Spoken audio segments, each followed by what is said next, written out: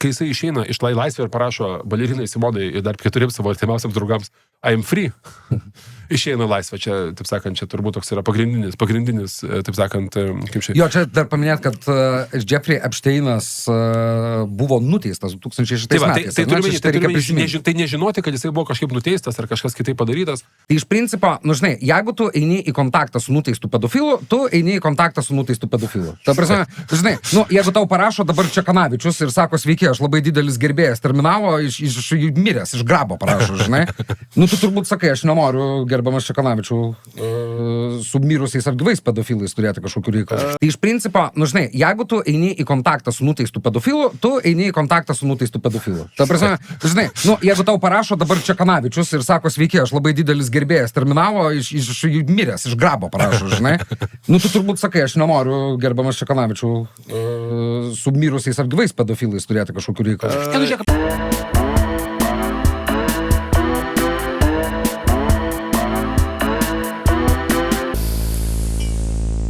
Terminalas. Labą dieną, gerbiami terminalo žiūrovai. Sveikiname su jumis iš studijos apsniktame ir šaltame Vilniuje, kur vaikams neleidžia įti į mokyklą, sukeliant visokiausių, kaip čia pasakyti, bėdų jų tėveliams. Norėjom pirmiausia pasakyti, kad ne tik Vilniuje yra šalta, bet šalta yra ir Ukrainoje. Kaip matote, organizacija Stiprūs kartu daro akciją, kurią nori padėti sušildyti Ukrainą, vežti štai šitos generatorius, kurių buvo paprašyta iš ukrainiečių pusės. Tai jei galite, spauskite mygtuką 1409 ir 5 eurai pasieks ukrainiečių sąskaitą. Galite paremti daugiau, pasiieškokite laidos mūsų aprašyme. Ten turėtų būti taip pat nuoroda į Stiprūs kartu interneto PayPal puslapį, kur galima paaukoti ir didesnę sumą, ką aš irgi labai kvieščiau padaryti. Kągi, kolegos, draugai, kągi, tai kaip patiko forma vakarą, Jonai? Buvo įdomu padalyvauti tiesioginėme eteryje. Ir man atrodo, jausmas buvo, mes dar vakar važiavom kartu su Mykolu po forumo namo, Mykolas gyvena kitą miestą vis tiek, ne Vilniuje, į toli reikia virštumo. Tai jausmas buvo, kad neišsišnekėjom, ne? O neišsišnekėjom. Šiek tiek, kolegos, aš noriu pasakyti tokį dalyką, kai šie Epšteino failai nauji, aš kažkaip tai po pirmosios mūsų dalies apie Epšteino failus ten buvo tiek naujos informacijos, kad norėjau daryti sekančią laidą, kaip Ramonė kalbėjo.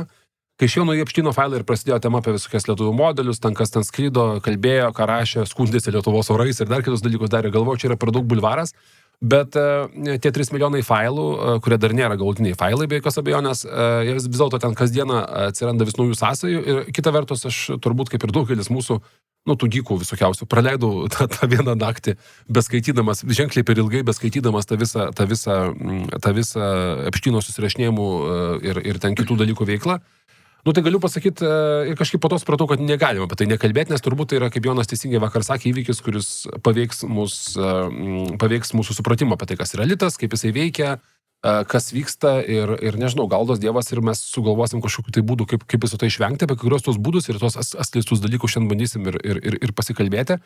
Nežinau, man tai turbūt toks pirmas jausmais norėjau pasidalinti. Pirmas jausmas yra toksai, kad, kaip čia, jaučiuosi kaip žiūrėjęs kokį purviną danų, tokį Larso von Trierio, tokį šlykštų, nemalonų filmą. Iš tų dalykų, žinai, kur tu žiūri filmą ir galvoji, kodėl aš visą tai turiu žiūrėti, kodėl aš turiu matyti tos visus nelaimingus ir nuskriaustus ir piktus ir bjaurius ir negerus žmonės.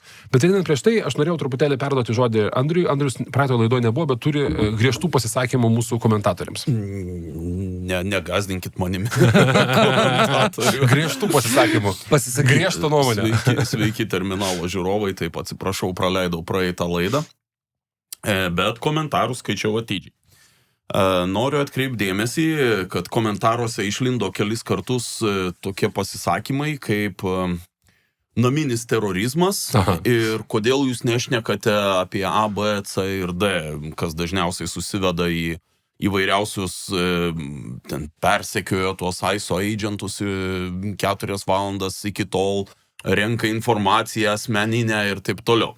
Tai noriu vėlgi priminti visiems savo naujametinį rantą, kad visų pirma, tai, kas vyksta Amerikoje, reikia stebėti, reikia analizuoti, bet nereikia susitapatinti su viena arba kita puse, nes tada akivaizdžiai pradedate nebematyti labai, kaip čia pasakyti, akivaizdžių dalykų. Tai vienas iš tų dalykų, kad jeigu jau šnekam apie domestic terrorism, tai lygiai ta pati kartelė turėtų būti taikoma. Ir sausio 6 berods, aš vis mėnesį. Visam nestuotėm. Taip, Kapitolijaus šturmui, nes ten vėlgi žmonės su ginklais ir pagaliais ėjo prieš valstybinę instanciją. Šiuo atveju persekioja, rėkia, galbūt mėto dažus, dar kažką, aš nesekiau iš tikrųjų, ką tenai tokio negero daro. Tai viena, tai taikykim tą pačią kartelę. Antras dalykas, jeigu jau šnekam apie tai, kaip baisu yra, kad žmonės turi slaptas WhatsApp'o susirašinėjimo grupės, kuriuose pastoviai informacija yra ištrinama, kad policija nieko nerastų. Gerbiamieji, antroji pataisa, kurie taip puikiai cituojama dėl teisės nešiotis ginklą ir kodėl ji turi būti neatimta, iš tiesų yra apie pasipriešinimą valstybei kaip aparatui, jeigu ta valstybė pasidaro despotiška. Tai yra apie teisę protestuoti, apie teisę pasipriešinti. Ir jeigu pas mus Lietuvoje atsiras grupės, kurios ištryninėja įrašus ir atsiras grupės, kurios eis su pagaliais prieš Seimą, aš gal geriau norėčiau tų grupių, kurios tiesiog ištrina įrašus. Va taip negražiai ir nesileidžia policijos. Žiūrėkit, aš dar norėjau pasakyti, mėlyms žmonėms, kuriams sudaužėme širdį, mes nesame Trumpo fanai, mes nesame ir turbūt, nežinau, ten Clintonienas fanai ir dar kažkieno fanai. Mes stebėm Ameriką, stengiamės analizuoti, kas neis vyksta, taip gerai, kaip mums tik tai gali. Tai, žiūrėkit, aš dar kartą pasikartosiu, aš manau, kad Trumpas yra, kaip čia pasakyti, vienas labiausiai netinkamų individų būti Amerikos politikoje. Ir apskritai jis yra, kaip čia pasakyti, man asmeniškai didelė dalimi yra atgrasus ir nemalonus žmogus. Tuo pat metu aš noriu pasakyti, kad aš taip pat nesu toj stovyklai, kur ten Trumpas, kaip tenais, agentas ir panašiai. Ir taip pat aš nenoriu pasakyti, kad visą tai, kas vyksta Amerikos politikoje, iki jo buvo labai gerai. Ir aš taip pat nemanau, kad visą tai, kas yra dabar daroma, viskas absoliučiai yra labai blogai. Ir yra stebėtinų vietų, kur Trumpo politika puikiai veikia ir galbūt jis galėjo išjudinti. Tai atmesdamas į kaip asmenį, aš noriu pasakyti, kad politikos prasme, aš manau, kad yra daug dalykų ir mūsų darbas, žiūrint iš Lietuvos, yra suprasti, ką tai reiškia, suprasti, kaip tai veikia, suprasti, ką mes galime iš to pasimokyti, ko nepasimokyti, o ne užsimti čia dabar Manchester United ar Leeds, žinai. Tik Manchester United. Tik Manchester United. Manchester United. Gerai, kolegos, tai dabar nejudinam tikrai. Dabar kaip tik keisime tokią nuostabią istoriją, kurioje mes neapkaltis niekas nebuvimų demokratais, nei trumpistais, mes esam, kas mes esame, radikalūs centristai, ir einame į Epšteino failų istoriją. Tai žiūrėkit, kolegos, mes praeitą kartą padarėm laidą apie Epšteino failus, kuri buvo... Štai jis. Gražuolis. Epšteino failus, kuri buvo tikrai labai, kaip čia pasakyti, labai man patiko ta laida, buvo pakankamai juokinga. Šitą laidą galbūt bus mažiau juokinga, nes kažkaip tai tas visas patirtis, skaitant tą psichologinę, reiškia, tokią manipuliatoriaus, kurio kiti bando irgi manipuliuoti, reiškia, tokia istorija tikrai yra nelabai faina, bet mes bandysim labiau pasikalbėti apie daug visokiausių aspektų, kurias gal pastebėjo dalį, gal nepastebėjo. Čia, žinai, tie, kas domėsi labiau, tai turbūt gal ir tam daugiau pasakys, negu mes spėsim pasakyti per šitas 1,5 valandos. Kas mažiau skaitė mažiau, gal kai kurie dalykai bus įdomus, bet aš gal pradėsiu nuo tokios bendros dalies. Šiek tiek primenant mūsų vakarykštę forumo laidas, kur mes su Jonu buvom. Žiūrėkit, pirmas dalykas, tai aš manau, kad kas čia vyksta, ne? Kas čia vyksta. Mes iš principo turim, aš vakar bandžiau sakyti ir šiandien norėčiau pasikartoti. Yra toksai dalykas kaip privatus žvalgybos tinklai. Privatus žvalgybos tinklas yra toksai daiktas, kuris yra, ir čia labai daug, tarkim, kaip čia pasakyti, kaip bandoma primesti, reiškia, kad čia Epšteinas dirbo vienai žvalgybai, antrai žvalgybai, arba dabar KGB dirbo, dar kažkam dirbo ir panašiai. Yra toks dalykas kaip privatus žvalgybos tinklai. Yra takingi žmonės, labai dažnai siejami su medija, kaip, pavyzdžiui, Ghislaine Maxwell, tėtis Maxwellas, būna su medija, kurie turi daug informacijos. Richardas Maxwellas, taip, kuris buvo rastas iššokęs arba nusižudęs, ar iškritęs iš savo jachtos. Išstumtas iš savo jachtos ir kuris buvo žinoma, kad turėjo ryšių su Mossadu ir su KGB. Tai yra privatos žvalgybos tinklai, bet taip pat ir didelės kompanijos turi žvalgybininkų, yra privačios kompanijos, kurios susiminėja žvalgybos rinkimų ir jos apdorojimų, reiškia, ir daro panašius dalykus. Ir vis tai žvalgybos tinklai yra žmonės, kurie turi informacijos, kurie visų pirma turi informacijos, kuri gali daryti įtaką ir geriau suprasti, kas darosi. Kartais tai žvalgybos tinklai, pavyzdžiui, veikia, tarkim, investuotojai mėgsta turėti labai didelį netvarką žmonių, ten visokių, pradedant visokiais, ten, nežinau, nuo hakerių iki kitų, kurie gali padėti skleisti informaciją. Lygiai taip pat naftos kompanijos, politiškai pažeidžiamos kompanijos, Aš esu kažkada bendravęs su kaip čia pasakyti, su BP kompanijos ten, kokios ten saugumo atstovų savo karjerai. Nu tai tenais, akivaizdžiai, yra žvalgybininkai, kurie renkasi informaciją, perka informaciją, ieškosi būdus, kaip pas daugiau surasti, tais procesas, kurie jiems yra pakankamai svarbus. Tai tie privatų žvalgybos tinklai yra normalus, kaip čia pasakyti, įprastas labai dalykas. Dabar ir visiškai akivaizdu yra, kad Epšteinas turėjo sukūręs labai efektyvų žvalgybos tinklą, paremtą tokių didžiulių importų, masinių importų moterų, kurias jisai naudojo, kaip čia pasakyti, jas parduodamos kompleksuotėms mano amžiaus vyrams. maždaug taip. Nu, vat, kaip sakant, kažkur, gal biški vyresnės, maždaug 55 metai buvo standartinis dalykas, kompleksuoti vyrai, nežinau, tu esi gali būti Bilas Geitsas, gali būti dar kažkas. Ir matosi, kad Epšteinas tą savo procesą, tos kompleksuotus vyrus verbuodamas arba darydamas, darė pakankamai sėkmingai. Aš esu šiek tiek buvęs panašaus tipažo sluoksniuose. Nu, va, tarkim, ten tas toksai sluoksnis turiuomenį, ne panašaus pinigų sluoksniuose, ar ne, kur yra daug pinigų, prabangios jachtos, ten, ta prasme, dar kažkas ir panašiai. Pinigai nebemotyvuoja. Kur pinigai yra dalykas, kuris yra kaip ir savaime suprantamas ir visi daro kažkokius dalykus, sukasi, reiškiasi ir panašiai, ir kur pinigai, čia prisiminsiu kitą labai panašią istoriją, neseną istoriją dabar, kuri buvo. Žodžiu, Timothy Snyderis parašė tokią esė. Ir tai labai gerai tinka viskam apibūdinti, parašė tokią esė ar Substacko postą apie Tolkieną. Čia labai įdomus dalykas yra, kad Tolkienas yra mano vienas mylimiausių rašytojų turbūt ir panašiai. Tolkienas yra baisiai mylimas, taip pat yra daugelio milijardierių. Tai čia galim sakyti ir Kurtis Jarvinas Tolkieno buvo įkvėptas ir Peteris Tylis savo net dvi įkurtas kompaniją ir Anduril kompanija, kuris minėjo dronais. Tai čia visi, kas žino Tolkieno žiedų valdovą, žino, kad tai yra terminai labai svarbus žiedų valdovė. Andurilas tai yra toksai kardas, kuris, reiškia, legendinis kardas, kurį elfai kariauja prieš tamsos jėgas. Tai čia dronų firma. Palantyras yra visą matantis akmuo. Ten tiesa su Palantyru dar yra ta baisi istorija, kad Palantyrus, kai naudoji ne pagal paskirtį, per daug žiūri tamsą, tamsa žiūri tave. Bet visą laiką, kai aš išgirstu Palantyrą, ypatingai negatyviam kontekste, šiuo metu užžiba toks kažkoks, tai, žinai, keistas jausmas. Epšteino failas, žinai, kad yra Palantyras. Žinai. Tai va, tai toks dalykas taip. Tai kažkaip toks redaktas. Tai Timothy Snyderis pasakojo kaip vieną kartą, bet tai buvo istorija apie drakonus. Ir vieną kartą Timothy Snyderis pasako, kaip Tolkienas 308 metais pasikviečia vaikus priprašomas paskaityti paskaitą apie drakonus, nu čia Hobbitas jau buvo išėjęs, bet dar nebuvo toks populiarus, kuriame prašo paskaityti, kas yra tie drakonai. Ir Tolkienas, remdamasis dviem šaltiniais iš senųjų vedų, kaip žinia, Tolkienas buvo lingvistikos profesorius ir turėjo labai didelę patirtį su senosiamis vedomis, pasakoja apie drakonų, vienas yra Beowulfas, kitas yra dabar neprisimenu kažkurį iš skandinaviškų sagų. Tai pasakodamas tos remdamas tais dalykas, pasakoja, kas yra drakonai. Sako, žinai, drakonai yra tokia jėga, galia, kuri kaupia turtą, labai daug aukso turi, kaip tas smogas, reiškia, kaupia turtą, turi labai daug aukso. Ir jie kaupdami tą turtą, jie turtą kaupia ne kažką padaryti ar ne kažką su juo veikti. Kaupia tiesiog turtą tiesiog turėti, bet labai piktinasi, kai kažkas turtą bent truputį pavogia. Labai piktinasi vagimis. Žiauriai įdomi analogija, Mykolai. Ta prasme, dovanoju tau auksinį... Taip, aš vakar man net padaręs. Tu turtą kaupia domantis dalykas, labai piktinasi, kad tai yra labai daug daro visų prasimano dalykų kaupti turtą.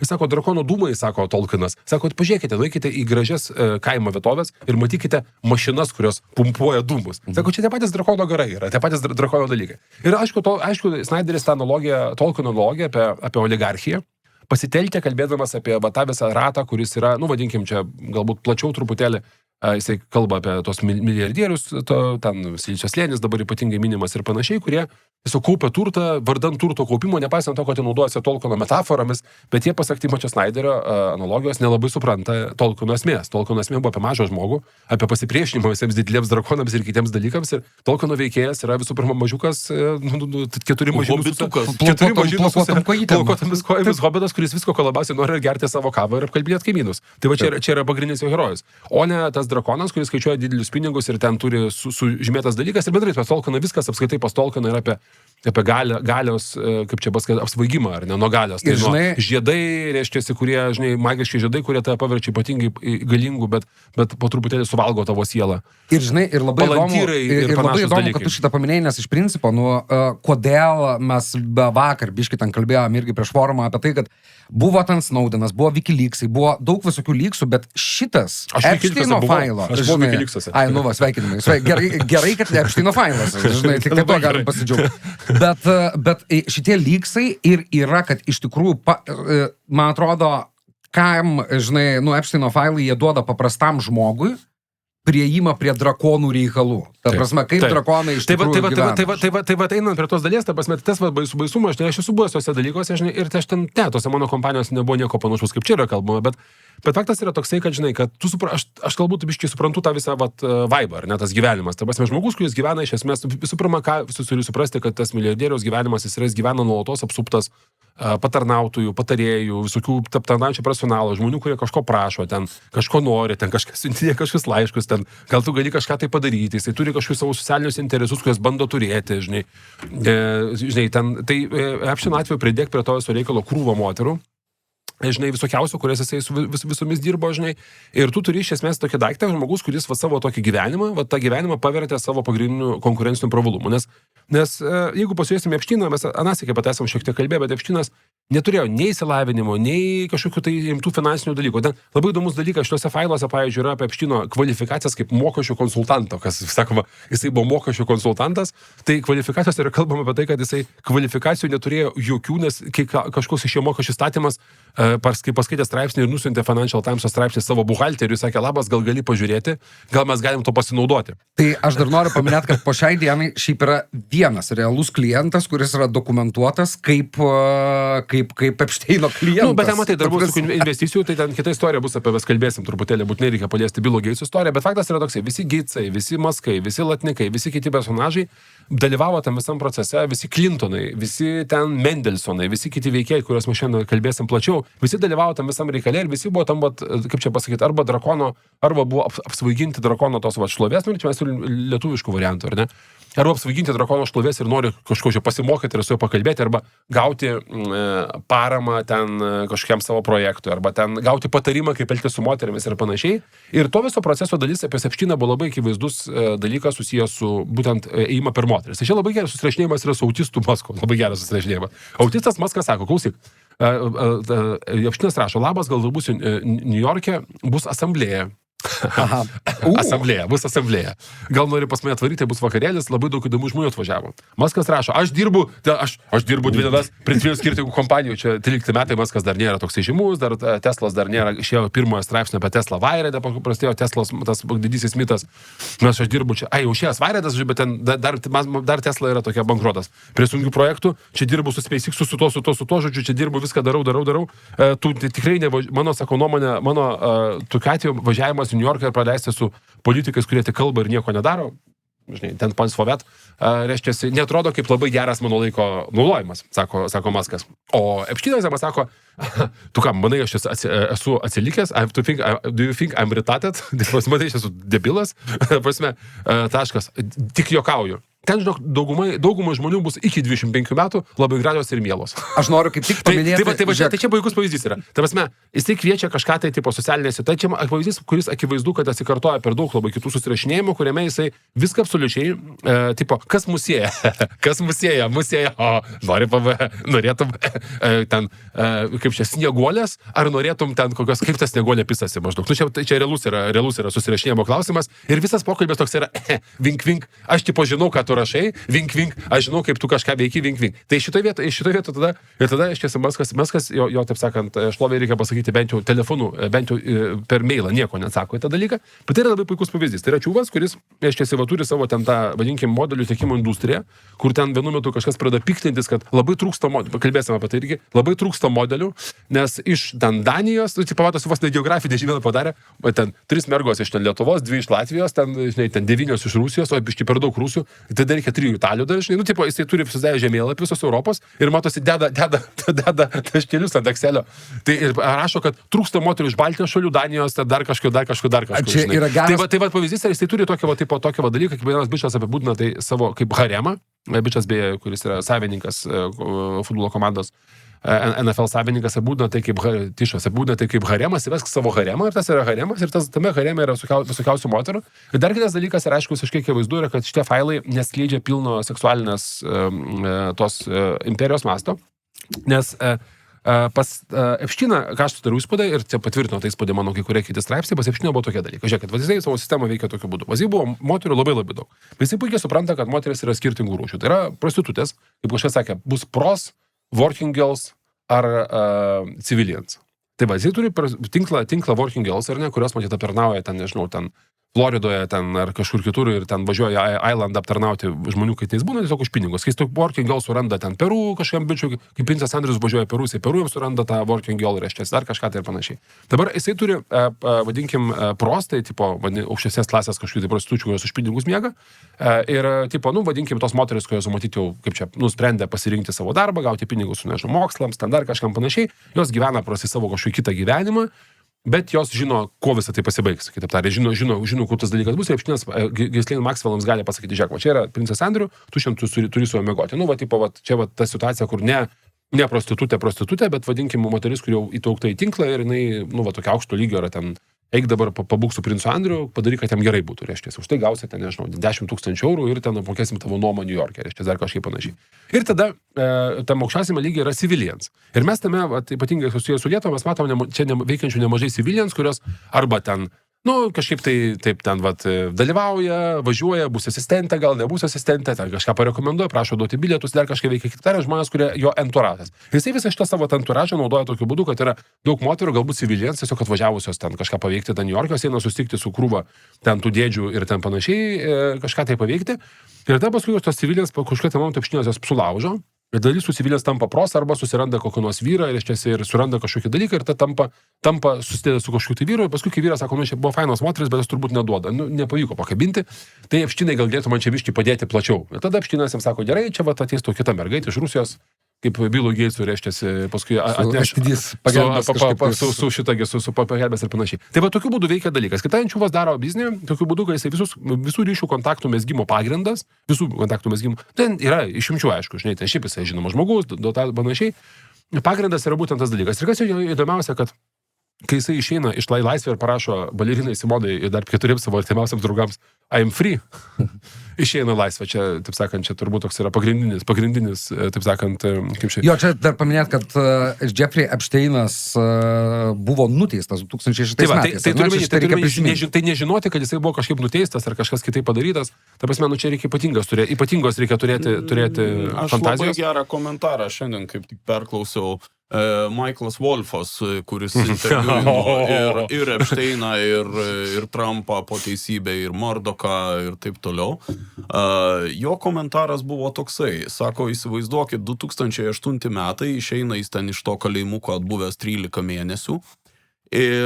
O jūs, sako, esate vat, kažkas iš tautos galingųjų, besisukantis New York'e ir taip toliau. Sako, tuo metu reikia suvokti, kad mes dabar, kaip sakant, žinom, tuo metu, vat, jo teiginys buvo. Aš cituoju, aš negaliu ten nei patvirtinti, bet cituoju. Anot jo, tuo metu, vat, pilnai žiniasklaida buvo papuolę, kad Epšteinas buvo papuolę su nepilnametėm 2 prostitutėm, buvo taip pateiktas teiginys, reiškiasi, nu toks biški, negeras, bet sako, tuo metu New York'e, tam pačiam Manhattane, buvo daugybė turtingų, galingų žmonių, kurie turėjo shady past. Aš gal truputėlį pasakysiu. Pradėkime nuo mūsų sukčių galerijos pirmiausia. Tai Markusas Wolfas. Markusas Wolfas Lietuvoje populiarus autorius, beje, labai išleidęs knygą Fire and Fury in the White House. Kokias 4. Jo, jis apie Trumpą pareidęs knygų, žurnalistas, skandalingas ir panašiai, turintis labai gerus šaltinius. Dabar kaip ir aiškėja, kad jo knygas apie Trumpą dalinai finansavo labai įsiutęs ir susinervinęs, susijaudinęs Epšteinas, kuris labai susinervino, kad Trumpas jau nutraukė santykius po... Taip. Po šitų dalykų. Jisai padėjo rinkti ten informaciją, draugavo, o Wolfas jam tarnavo toksai, kaip, vadinkim, patarėjas viešųjų ryšių klausimais. Žinai, aš kadangi esu visą gyvenimą dirbęs patarėjų viešųjų ryšių klausimais arba komunikacijos konsultantų arba panašiai, aš labai gerai suprantu, ką veikia Bannonas ir Wolfas. Tai, žinai, ten akivaizdžiai už tą paslaugą, nežinau, arba buvo mokama, arba gal Wolfas ten buvo skaitęs informaciją, labiau su Epšteinu, bet faktas yra tas, kad Wolfas Wolfas tikrai patarinėjo Epštynui, kaip ten elgtis, ką daryti. Bannonas, čia kitas veikėjas, Bannonas, trumpizmo modernus trumpizmo įkūrėjas, nacionalistas, populistas, kuris kalbėjo apie tai, kad elitas mus skriaudžia ir ten drėžažmogė, ir vos ne Kiononas, ir kas tik tai nori ir panašiai. Pasirodo, daro media tradingą Epštynui, kuriam imituoja 60 minučių televizinį laidą, kurie klausinėja Epštyno klausimų, pavyzdžiui, ar jūs esate velnas. Ir panašiai, ir žiūri Epštyno reakcijas ir bando Epštynui padėti, kaip geriau atsakinėti. Taigi tariant, tas veidmanystės lygis yra neįtikėtinas iš to paties Wolfo ir kitos pusės, dabar apie Wolfo teiginį.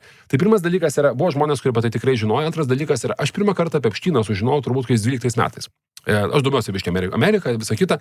Ten buvo straipsnis, dabar neprisiminsiu, kur kažkam iš didžiųjų leidinių, nes aš ten tikrai Epštyno nesekiau, kuriame buvo parašyta istorija ir buvo parašyta, kodėl paklausta, kodėl Epštynas šis vis dar laisvėje, kaip šitas įstatymas buvo, kitaip tariant, buvo žurnalisto dalykas, po to tas tyrimas prasidėjo, tai, žinai, tai dar sakyti, kokie 10-11 metai būtų sunku, kad ten viskas buvo labai easy, bet tikrai 12-13 metai, tai tikrai taip nebebuvo. Ir aš noriu pasakyti, labai daug tų bendravimų buvo ir po 12-13 metų ir tai labai daugeliu galiojo.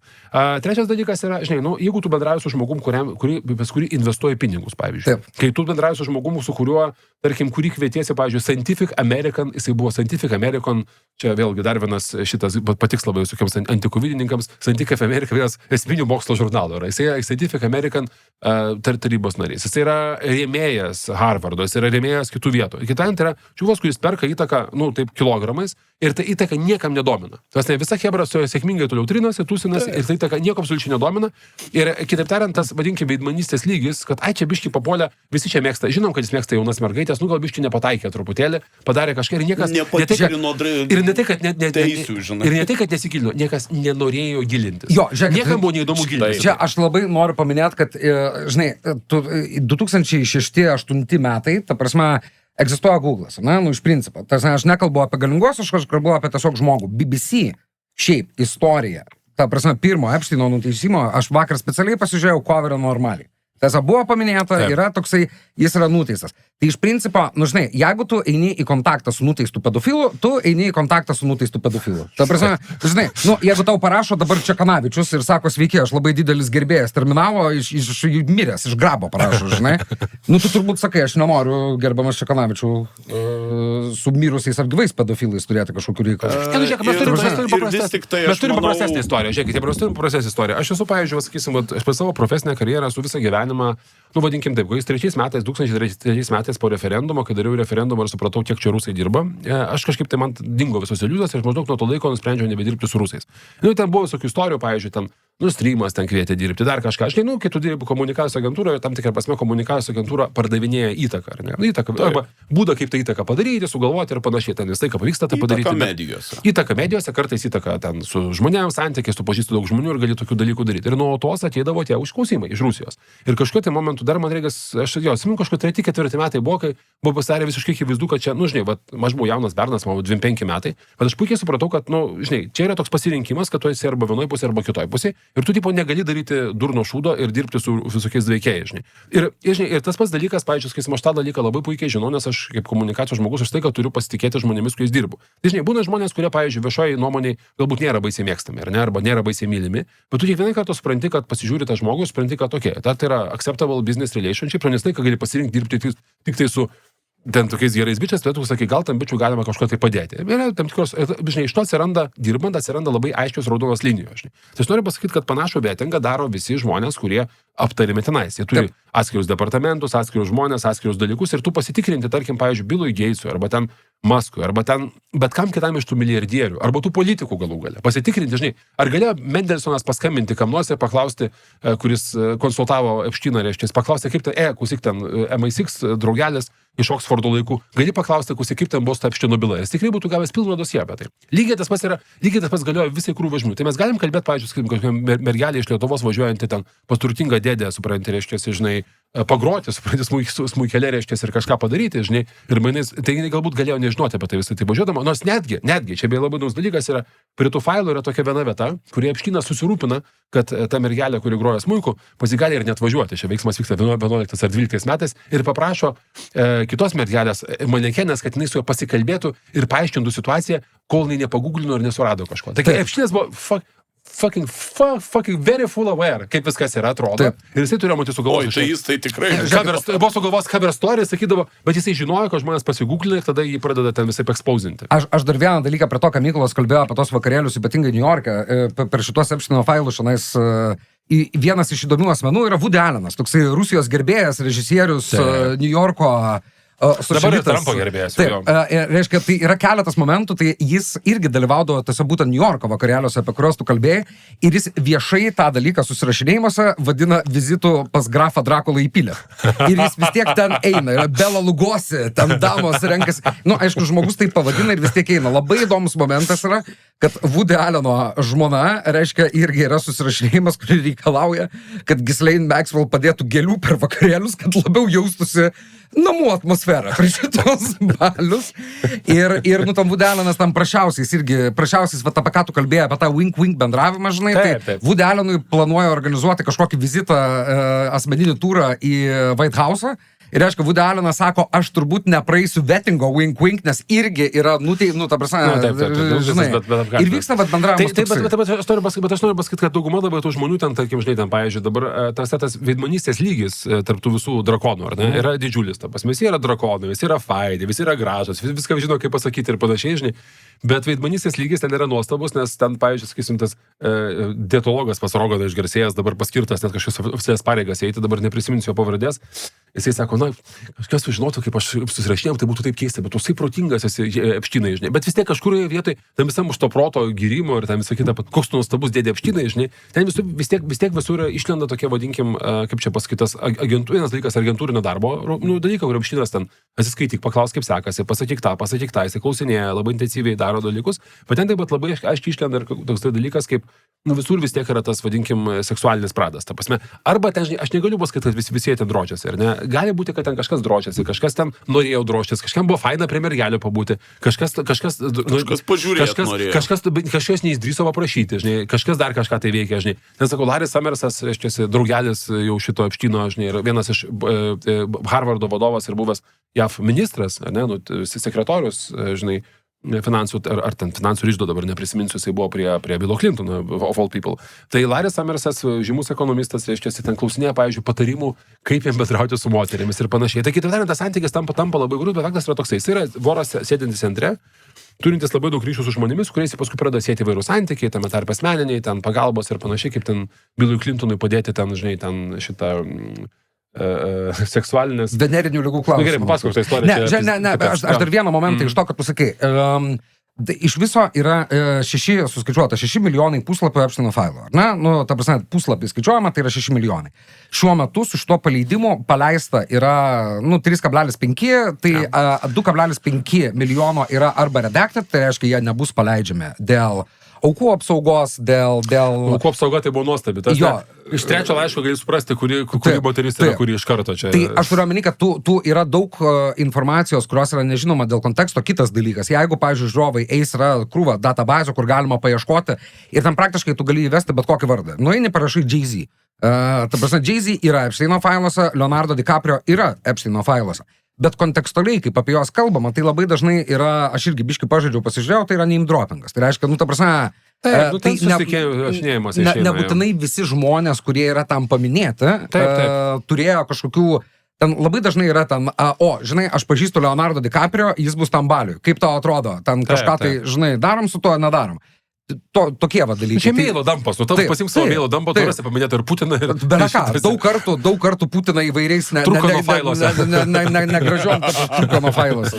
Jeffris, kaip nesakė tave draugai vadina? Jeffris Trukanas. Jeffris Trukanas, perskaita, draugas pažįstamas, sakė, šiandien. Nesvarbu. Bet kokiu atveju, tai čia yra vienas dalykas, kitas dalykas. Laikas įdomiai istorijai, trumpai. Šituose naujuose failuose Davidas Copperfieldas, magas, žymus magas, iliuzionistas. Jam nutiko toks dalykas, jis skambindavo, Jeffriui dažnai rašydavo, ir vienas iš dalykų, ką jis norėjo su Jeffriu pasikalbėti, tai yra, rašo iš Jeffriui, sako, ar tu žinai, kad merginos turi verbuoti kitas merginas? Klaustukas. O, vaikeli, čia Davidas Copperfieldas dėjo tokį, žinai? Tai, ką mes galim suprasti, turbūt Davidas Copperfieldas... Dabar truputėlį pakalbėkime apie merginas verbuoju, kitas merginas. Pasakos tokią istoriją savo žodžiu. Buvau iš Kazakstane, kurį laiką dirbau ir šitasgi taip, būdavo nemažai, ir ten visokiausių turėdavo pažinčių. Tai šitasgi, tai vienas iš tų pažinčių man pasakojo apie tokią, kaip sakė, tuo metu gerą idėją, kurią turėjo toksai IT verslininkas dirbdamas Tadžikijoje. Jis verslininkas buvo ne iš Kazakstano, iš kažkokios kitos kaiminės šalies tuo metu, bet tos detalės buvo, tai galėjo būti ir legenda, istorija, bet man ta istorija labai įsiminė, buvo pasakoma labai su daug detalių. Žodžiu, Tadžikijoje jisai veikia tokiu būdu, kadangi jis yra Tadžikijoje, nėra klubų, yra tik restoranai, bet nėra klubų, nėra vietų, kur galima susipažinti su moterimis, ar ne? Tas bičas turi labai, labai didelį apetitą. Tai jisai veikia tokiu būdu, jis ateina į restoraną, pasiima vieną moterį, vieną mergaitę pasikviečia ir ta mergaitė privalo ateiti į restoraną, jeigu norite jis ateiti, o Tadžikistanas buvo tuo metu ypatingai skurdi šalis, iki šiol yra labai skurdi šalis, vienas skurdžiausių pasaulio valstybių, tai turi pasimti draugę, kuri turi pasirašyti, kaip čia paskui, sutikti, miegoti su tuo vyru arba su jo draugu. Kažkurio. Tai jeigu nesutinka, tada jos abi dvi išmetamos ir daugiau niekada nekviečiamos. Tada kita draugė, jeigu nori dar kartą ateiti, turi atsivesti draugą. Kitaip tariant, tai yra toks socialinis tinklas. Tu pasiemi vieną. Tai tas dalykas man, aš kažkaip tą istoriją išgirdau, išklausiau, sušiurpino baisiai, nes ten dar buvo kalbama ir apie tą merginą amžių, kad jis ten nemėgo daugiau negu 200 metų, kad būtų. Labai panašus MO. Dabar, jeigu pasimsi, kaip Epšteinas verbavo moteris, toje bylos medžiagoje, kuri beje dabar yra pilnai ten yra skleista, dalis jos yra tose failuose, Floridoje. Tai Palm Beach'o papasakok. Jo, tai Palm Beach'o dalykas yra toksai, kad iš principo yra viena mokykla, kurioje prasidėjo būtent verbavimas 16 metės. Mergaitės tai buvo, kuriom buvo siūloma atlikti masažą turtingui senam vyrui. Ta prasme, ir tai yra 16 metės, viena mergina pradžiai. Ir jai buvo sakoma taip, ten, man atrodo, bylos medžiagoje yra, kad $300 už masažą, jeigu atsivedi draugę, plus $200 tau. Jeigu draugė atsiveda draugę, tai yra multilevel marketing. Taip, ta prasme, ir ten yra, man atrodo, 30 liudininkų šitoj byloje, kur, ta prasme, vienas iš tokių širpesnių vietų iš lietuviškos failų dalies yra, kai Epšteinas prašo tos verbuotojos, ar ne, merginos, kuri parekomendavo kitą merginą, pabūti pokalbėje su juo kartu. Tai, pavyzdžiui, skaisim, ten viena mergina pasveikina, žodžiu, ten vyksta tokia situacija, žodžiu, ne šiaip labai iš lietuviškų failo juokingiausia dalis, man turbūt buvo, tai kaip Epšteinas su viena lietuvė mergina nueina į kažkokį susitikį su kažkokiais savo draugais, tie draugai ir aš pasižiūrėjau kažkokie ten tarai, kažkokie tai žmonės, ir tenais jinai pradeda pasakoti savo istorijas apie holistinę mediciną. Kad labai holistiškai medicina ir ten, žodžiu, žinai, tipo senė, medicina nesvarbu, čia senė, čia reikia žiūrėti viską bendrai, kūnas, čia viską, čia vaistai tik intervencija ir panašiai. Jis pasako tą istoriją.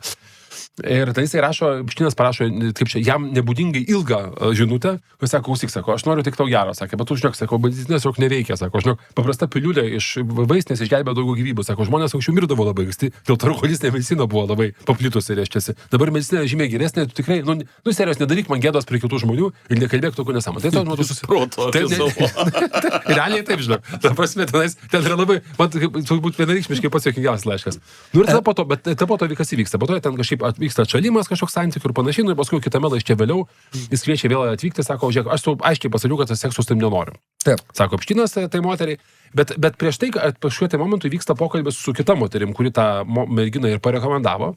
Vyksta susirašinėjimas su kita moterimi ir jie paskambina tos merginos pasveikinti su gimtadieniu kartu. Epšteinas ir jinai, Skype'u.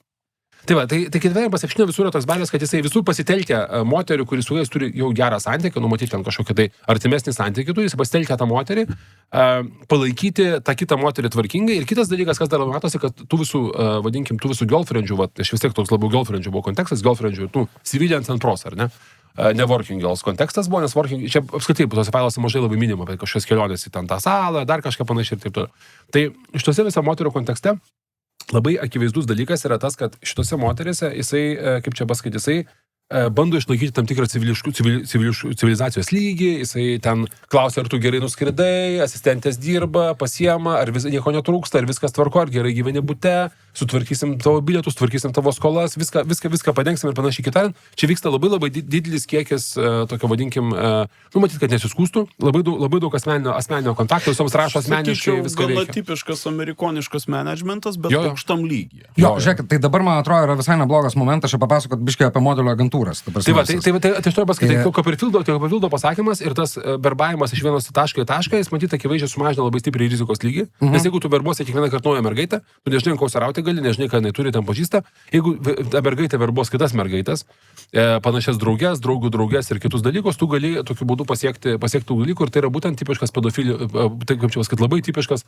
multilevel marketingo pedofilų tinklų darimas, nes matyti jiems tam savo po iškrypusiam iškrypimui patenkinti reikia daugiau moterų ir jie tokiu būdu visą tai daro. Jo, tai va dabar, žinai, perėjimas truputėlį apie tą visą modelių dalyką, tai šita istorija yra neįmanoma be tokio vieno asmens, kurio vardas yra Žanas Lukas Brunelis. Žanas Lukas Brunelis buvo labai artimas Epšteino konfidantas, draugas ir vienas esminių verbuotojų. Tai Žanas Lukas Brunelis buvo modelių skautas. Jis dirbo tokoj žymoj ir įkūręs labai žymę Paryžiaus agentūrą, reiškia, ir ten šiaip istorija yra tokia, kad jis susidraugavo, reiškia, su Epšteinu. Ir tada jam Epšteinas davė biškį pinigėlių, kad jis įkurtų modelių agentūrą New York'e, kuri vadinosi MC2. Dabar laikykitės už kėdžių. MC kvadratu, ar ne? Šifruojasi kažkaip tais, bet kas buvo numanoma, tai yra E lygų MC2. Epšteinas lygų kaip Einšteinas, matai, kaip čia buvo sugalvota, ta prasme. Einšteinas. Taip, ant kiek turi šliongas tavo mažas būt, kad tu tokį norėtum pasidaryti, nežinau. Apie Einšteiną dar dalis yra, šitas vienas lietuvis dėkoja Epšteinui, kad jam parekomendavo Einšteiną. Užgi sakė labai gera knyga. Čia failose yra tasai. Tai va, ir tas Žanas Lukas Brunelis paskui pradėjo suktis Baltijos šalys. Reiškia, tai vienas iš dalykų, kur buvo keletas agentūrų, jos abi, man atrodo, dvi jos buvo veikia iš Rygos, viena iš jų yra Baltic Model Management. Bet aš esu iš agentūrą, negarsiai buvo. Jo, ir jis buvo nupirkęs, jis paskui ją pardavė iš principo, bet situacija yra tokia, kad ta agentūra, ji organizavo grožio konkursus. Labai mėgsta visi žmonės grožio konkursus, kaip kalbėjom, Trumpas yra didelis grožio konkursų gerbėjas. Ir Rygoje, reiškia, amžius, nuo kurio merginos galėdavo dalyvauti grožio konkursai, yra 14 metų. Žanas Lukas Brunelis dažnai būdavo žiūri narys šitų konkursų. Ir dabar, tas dalykas, jis, ką Mykolas truputėlį pasako ir dėl ko apie kai kurias iš aukų, didžiąją dalį turbūt reikia kalbėti labai atsargiai, nes labai daug iš jų yra aukos. Tai prasme, ir tai yra, kad tu esi jauna mergina, Rygoje, Lietuvoje kažkur tais. Tu į tave kreipiasi modelių agentūra, sako, yra dalykas, va čia mes ieškom tau kažkokio reikalo ir labai dažnai ta istorija veikia taip, kad tau sako, žiūrėk, dabar reiškia, čia yra pirmas darbas, tu skrisim į New Yorką, reikės tam pabūti vakarėliui, o paskui Victoria's Secret, ta prasme sakantis dalykas, ar kažkoks didelis mados ženklas. Tu galvoji, tai gal neblogai, tu nuskrendai į New Yorką ir tau niekas nepasako, kad tu čia turėsi eiti pas Epšteiną į Drakulos pilį, ta prasme, kur neaišku, ką darys. Tu nežinai šitos informacijos, esi jauna mergina, už apgyvendimą moka, reiškiasi, agentūra, jeigu tu atsisakai eiti, nes gali tai būt, tau sako, žiūrėk, bet, reikės susimokėti už apgyvendinimo paslaugas.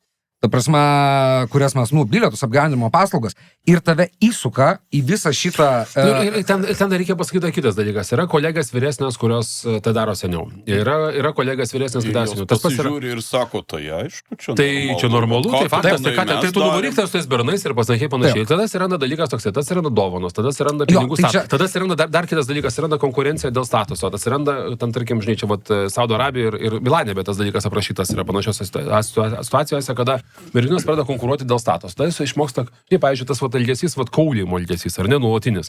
Kad, oi, čia mes labai fainai norėtum atvažiuoti, bet biški nėra vietos, gal pas tave tu galima apsistat. Žinai, gal tu, jeigu kartais nieko neveikia, oi, kaip tu ačiū už viską, žinai. Tai, žinai, tas toks kaulimas nuolatinis ir nuolatinis moterų nusižeminimas, kaulijant pinigus, žinai, iš kitų žmonių.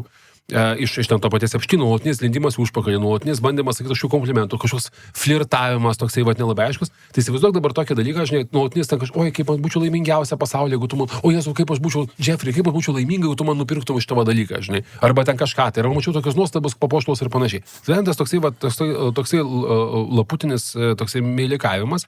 jisai yra tas dalykas, kuriuose tuos modelio agentūrose, nes tu, pavyzdžiui, ateik pabūk vakarėlį, niekas nesako, eik ten su kažko dulkintis iš karto, jinai sėdi vakarėlyje, bet tam vakarėlį kažkas ją kalbina, tas visos mergos sako, žiūrėk, tas tave kalbinas, labai tam domės, jinai su jo pasimatymą, žinai, jis ten tai su pasimatymą to padovanoja, koks nors ten, žinai, šeikas arba milijardierius padovanoja kokį nors, nežinau, ten deimančiuką, žinai, tu matai, kad turi deimančiuką, nu į pasimatymą. Nu ir tada, žinai, mergaitės yra jaunos, gyvenimas yra prieš akis, nieko daugiau skyrų savo grožios ten nemokamos ir neturi, žinai, ir natūralus dalykas, kad tokiu būdu jos įgyja tam tikrą statusą ir įgyja tam tikrą kultūrą. Tai visa tokia kultūra, tik aišku, Epšteinas visą tai daro biški one notch further, nes jisai pats organizuoja modelių tas, vadinkime, konkursus tam, kad atsirinktų savo jau moteris skirtas ateiti pas jį į Jo, ir žinai, dėl ko mes kalbame, kad tos ir numatoma dabar daug viešojo erdvėj, kad yra diskutuojama, juk jos žinojo, jokios kažką tais, bet dalykas yra toksai, kad būtent tas elgesys, kurį Mykolas papasakojo, kuris iš esmės tą psichologinę manipulaciją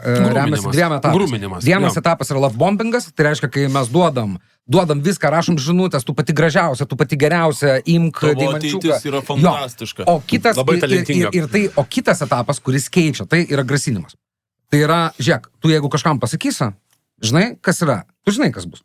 Tai čia Failas yra viena šiurpi vieta, kur prašo Beliakovui, buvusiam ministrui, vienam iš organizatorių Peterburgo ekonomikos forumo, FSB karininkui, rašo Epšteinas ir informuoja jį, kad yra tokia mergina, kuri bando šantažuoti draugus New York'e, kažkokia Rusė. Ir tada jis atsiunčia visą merginos failą, doksiną, visą failą, apsako, kas netokia yra, jos stogo neturi, to neturi. Pagrasink jai, kad neįvažiuos Ameriką, tai turėtų būti jos verslui labai sunku. Jo, tai aš ką turbūt norėjau labiausiai paminėti, va šituo užbaigiant, Žanas Lukas Burnelis beje 2020 metais bandė skristi į Senegalą su taše, jį supakavo kažkokiam vietinam čarterį reisą ir 22 metais nepatikėsit, kas jam nutiko. Nusižudė. Kaip ir daug kas. Bet ką aš norėjau labiausiai paminėti, yra tai, kad moteris, kurios yra įtrauktos į visą šitą schemą, jos yra aukos, nes jos pasiduoda nepasiduoda, o tiesiog galios pozicijoje esantis vyras jomis manipuliuoja. Ir tai yra istorija, kuri įvyksta dažniausiai. Ir kitas dalykas, apie ką kalbama ir žiniasklaidoje yra tas terminas, JAV tylieji 50%, silent 50%, tai yra failai, ką mes skaitome, ką mes turime. O kiek yra apie ką ko mes nežinome, ko mes neturime, tai tas mastas ir kiekis ir psichologinės manipulacijos lygis ir tinklo išplėtimas yra iš tikrųjų proto nesuvokiamas. Ir kitas dalykas, žinai, tas lietuviškas mergelės, kurios ten važiavo dalyvavo, ar manoma, kad dalyvavo pagal tos failus, jos visos mergelės beveik visos yra pakankamai gerai įsitaisiusios pasiekusios moteris. Ta prasme, tai nebuvo visiškai atsitiktinis dalykas, dėl sakau, nes Lietuva čia akivaizdžiai buvo truputėlį tokiam, vadinkim, tam girlfriendžių, tam anturažo kažkokiam lygiai tenais, tai toli gražu nereiškia, kad ten nieko nebuvo, arba kažkas tai buvo, žinai, bet jos buvo šiek tiek aukštesnėme lygiai, negu ten tos working girls, ar ne, kurios buvo tiesiog siunčiamos į Floridą arba į Epšteino salą.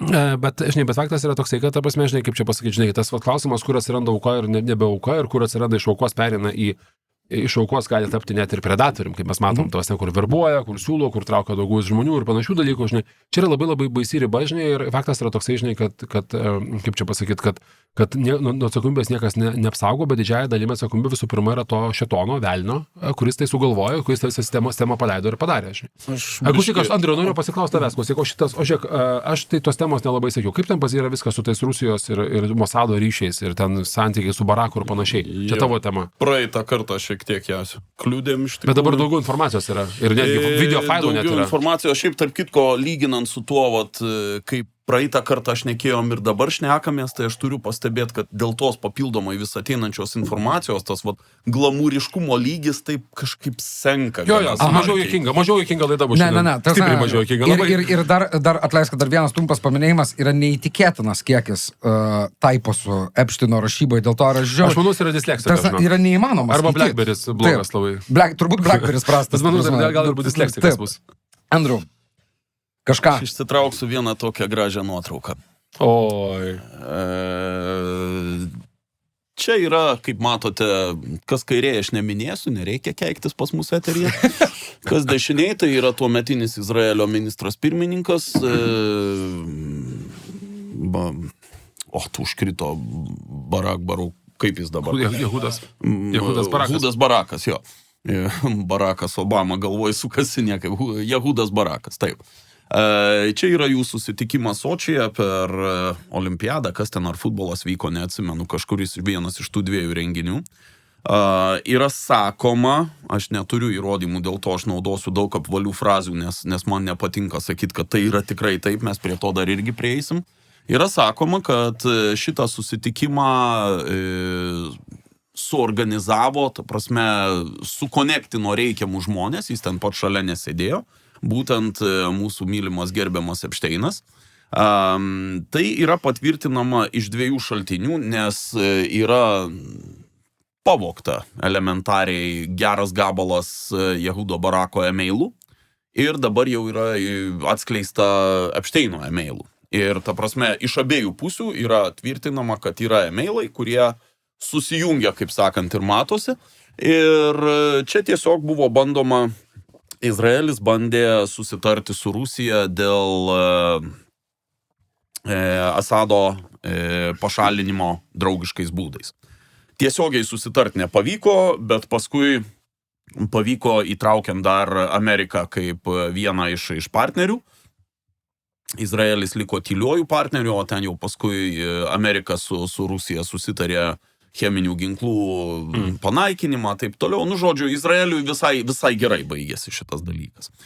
Ir čia yra ta vieta, kur viena iš dviejų vietų, kurios yra naudojamos įrodinėti, kad Epšteinas buvo agentas Mossado, KGB, ko tik tai nenori. Tai praeitą kartą jau aptarėm, kad jeigu jis ir buvo agentas, tai buvo ne Mossado, o Amano, kas yra karinė žvalgyba, kas yra šiek tiek kiti dalykai. Ir Jehudas Barakas vada Amane taip pat. Ir visada reikia žinot, kad agentūros, kai jos yra daugiau mažiau persidengiančiais dalykais, jos visada labai konkuruoja. Jos šiek tiek bendradarbiauja, kiek jau ten privalo, bet jos visada labai konkuruoja. Taip, kad čia labai pasitosiu labai įdomų dalyką iš Epšteino slaptai rašyto pokalbio su Jehudu Baraku, kuriame jis jam sako kompanija Palantyras ir jis pelna blogai. P-A-L-L-I-T-I-R-R. Palantyr. Užsirašyk ir TIL su 2L. Tai čia spelingas jau nuostabiai baisus yra. Ten be kita ko, jie kalba apie, iš tų susitikimų taip pat kalba apie susitikimą su Kataro investicijų fondu, Kataro. Čia šiaip labai įdomus dalykas, manau, Barakui labai bloga vieta, nes Jehudui Barakui, nes Kataras yra pagrindinis priešas ir finansuotojas anti-izraeliško. Bent jau atvirojui. Tai jis ten su Iranu, visą kitą ir panašiai, Iranas, Turkija, Kataras, ten buvo tas bendras dalykas. Tai šitas, tai norėjau ką pasakyti apie šitą, apie tą dalyką, tai ten pusiau juokais Epšteinas sako, klausyk, sako, šitą tu pasakykams, kad aš nesu Mossado agentas, gerai? Taip. Ai, tipo, bet čia wink-wink pasakyk, ar ne wink-wink pasakyk. Barakas organizuoja Epšteino susitikimą su Kataro investicijų fondu, sako, pasakyk jiems, kad nesu Mossado agentas. Čia gali būti prikoliukas, paukštelis, o čia gali būti ir paukštelis susijęs to, kad jis yra ne Mossado, bet mano agentas. Labai nesunkiai.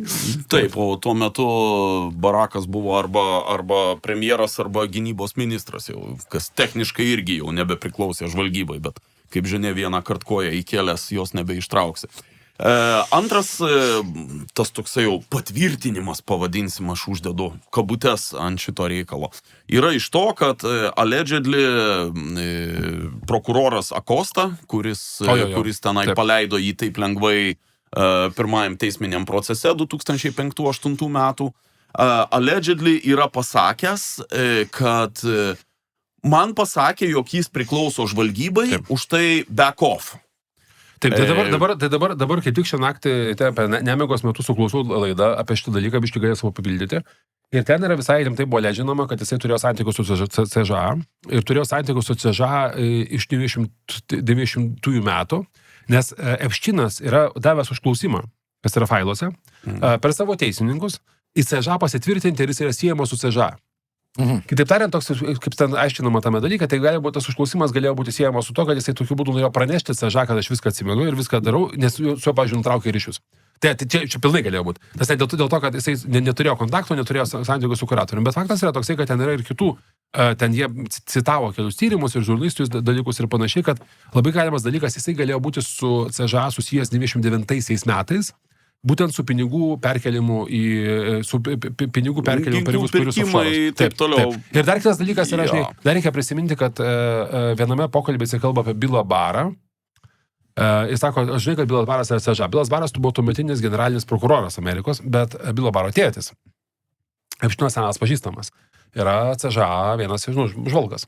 Buvo žvalgas. Tai ten vadinkime, yra tokių dalykų, kad 80-90 metai Epštinas galėjo turėti visai rimtų ryšių su kokio nors tenais perkelimais pinigų, turint galvo, kad jis visą laiką veikia šiek tiek šešėlinėje dalyje. Ir gali būti, šiaip CŽA turi tendenciją, kad juos stengtis ištraukti savo agentus, arba žmonės su jais asocijuoti, ištraukti iš visokių bylų ir, kad kažkaip tai neįsiviešintų informaciją. Ir čia yra dalykas, kai žvalgybos tarnybos visos mėgsta daryti, nes labai nefaina, kada ten žmogų paima už kažkokius dalykus.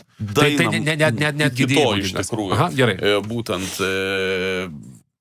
tada kažkas atsisėdo galų gale ir pabandė suskaičiuoti, kur ir kada Acosta šitą pasakė. Gaunasi taip, Peteris Thilis pasakė, kad Acosta taip pareiškė Joe Rogano laidoj. Megyn Kelly pasakė, kad jį girdėjusi Acosta šitaip sakant. Maikas Bensas tvirtina, kad Acosta viešai šitaip yra pasakę. Cadence Owens kaip ir... Kendas, nesitokim, Kendas geroji kompanija. Tiek jau tos geroji kompanija. Candice Owens, persiprašau. Net Maiką Bensą galiu pakęsti. Užsiminė, kad Acosta pasakė taip žurnalistams. Na ir Tuckeris Carlsonas irgi kleimina, kad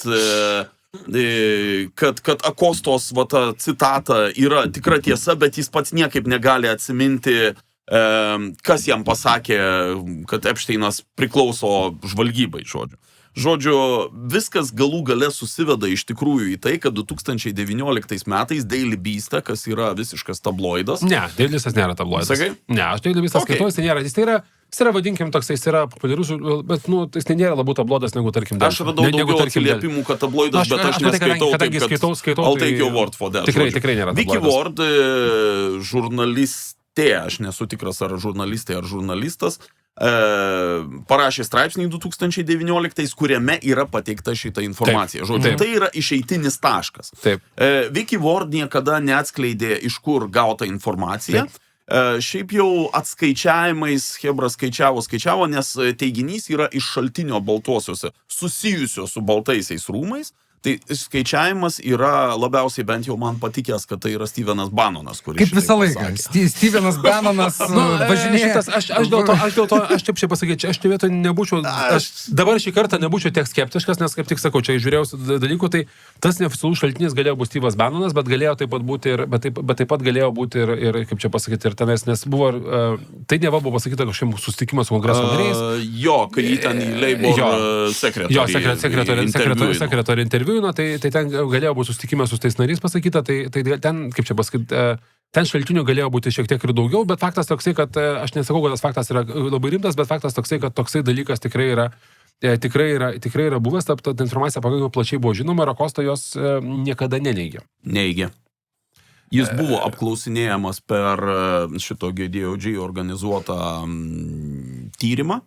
Ir jam buvo užduotas klausimas ir jis atsakė, ne, aš taip niekad nesakiau. Jis nesakė, vėlgi, formuluotė buvo, aš niekad to nesakiau. Bet klausimas kitas yra, kad aš niekad to nesakiau ir kažkaip tai, bet faktas yra toksai, žinai, kad šitas, kad per tokiais atvejais tu galėtum sakyti netiesą, jeigu taip yra klasifikavo tą informaciją. Ir būtent pati formuluotė. Taip, kad aš tiesiog noriu atkreipdėmėsi, kad nėra 100% įrodymo, kad mūsų Epšteinukas dirbo su 1, 2, 3 ar 4 žvalgyba, bet yra daug labai tokių, kaip čia lietuviškai vadinasi, tų, kur netiesioginiai įrodymai. Šalutiniai. Matai, kas yra, reikia pasakyti tokią dalyką. Mes dabar turime skaičius ne visus failus, visų pirma. Kitas dalykas, Epšteinas turėjo operacinio saugumo supratimą. Tai labai akivaizdžiai matosi, kad jis vis labiau, kuo toliau mažo, tuo mažiau dalykų rašo savo mailų ir to jo visi mailai, kuo labiau mailai tampa bendravimas tik tai su girlfriendėmis ir su toliau dalykais. Nėra tiek labai aktualu. Galiu paprašyti, išjungti šitą kolegą, man degina ausį. Taip. Iš šitą pusę noriu pamatyti kažką kito. Pozityviau Tai tu galvoji, kad nėra įrodymų, ar ne? Aš galvoju, kad tai yra prisigalvojimas. Šią sekundę niekas nepadėjo ant stalo partinio pažymėjimo. Bet jisai bendravo su to Belousovu. Organizavo susitikimus, bandė susitikti su Putinu. Lauk, labai jau tu skubini mane. Judam iki to reikalo. Tu jau šnekėjai šiek tiek apie privačius tinklus žvalgybinius. Jie dar yra vadinamas toksai dalykas, kad agentai būna 3 tipų, kurie mus domina, yra prieigos agentas ir įtakos agentas. Taip. Ir Epšteinas buvo ne tai, kad visai unikaliai, bet vienas iš tų nedaugelio veikėjų, kurie turėjo milžinišką prieigą. Taip. Ir būtent tą jo privatų tinklą, jį tikrai galima įvardinti kaip privatų žvalgybinį tinklą. Aš negaliu garantuoti vėlgi, kad jis buvo organizuojamas kaip žvalgybinis, bet jo tikrai funkciją atliko žvalgybinio tinklo. Jis turėjo ir prieigos galimybės, ta prasme jis galėjo susijęti žmonės, ką mes matėme Sočyje, 2 gražuoliukai apsikabinę čiut nebučiuojasi, ar ne? Kitas dalykas, jis būtent galėjo daryti įtaką. Reiškiasi, jis tikrai buvo su juo kontaktavo žvalgybos, kurios žvalgybos greičiausiai visos. Jo. Greičiausiai visos, su kuriuom jis dirbo. Kadangi mes puikiai suprantam, kad etinių kažkokių moralinių normų jis aukštų neturėjo, įskaitant ir multilevel marketingus, apie merginas jau net nepradėsim šnekėti ir taip toliau. Jis greičiausiai dirbo su visom. Šiek, bet aš gal truputėlį pasakysiu gal tokią dalyką. Žiūrėk, aš pasakyčiau, čia yra vis dėlto New Yorkas, ne? Amerikos širdis. Čiuvas bendrauja su politikais, su buvusiais prezidentais, su turtingiausio pasaulio tuo metu žmogumi. Turi ten kontaktų su dalykais. Sėdė Harvardo ir noriu pasakyti tokį dalyką, kad Harvardas arba MIT, tai yra Amerikoje, vis dėlto Amerikos karinė pramonė yra labai stipriai susijusi visais keisaitais. Tai yra dalykas toks. Tikimybė, kad šitas Čiuvas nebūtų buvęs SŽA ar FTB akiratyje, arba nebūtų buvęs kontražvalgybininkų matomas, yra nulinė.